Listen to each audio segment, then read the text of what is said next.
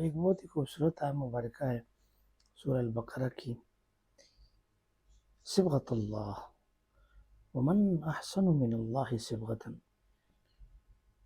اللہ کا رنگ بڑا یونیک ہوتا ہے۔ کون ہے کہ جو اللہ سے بہتر رنگ چڑھاتا ہے؟ یقیناً کوئی نہیں۔ ہم نے دیکھنا ہے کہ یہ جو جلال ہے اللہ کا، یہ کیا ہے، اس کا جو جمال ہے وہ کیا ہے۔ کیا آپ نے کبھی سورج کے طلوع ہونے سے پہلے کا اندھیرا محسوس کیا ہے؟ وہ لمحہ جب رات اپنی انتہا پر ہوتی ہے، ہر چیز خاموش، ساکن اور گپت تاریکی میں لپٹی ہوتی ہے، لگتا ہے جیسے روشنی اب کبھی واپس نہیں آئے گی۔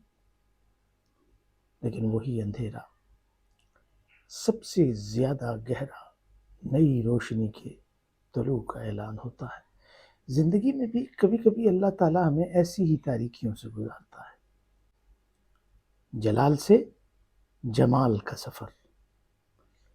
بعض اوقات یہ سفر کرب سے بھرا ہوتا ہے، تکلیف، خاموشی، تنہائی یا خود کے بکھرنے کا خوف۔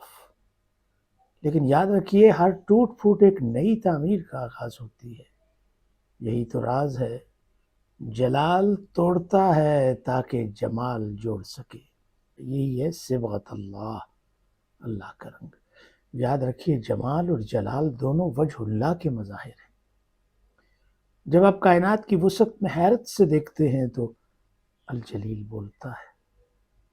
جب آپ کسی پھول کی نزاکت کو محسوس کرتے ہیں تو اللطیف چھلکتا ہے۔ اور جب صبح سویرے پھول کی پتی پر پڑی شبنم کو دیکھتے ہیں تو اللہ کا جمال اپنے کمال پر نظر آتا ہے۔ اور جب آپ دل کی گہرائی میں جھانکتے ہیں تو البصیر کی روشنی دکھائی دیتی ہے۔ اور جب ٹھنڈی ہوا کے جھونکے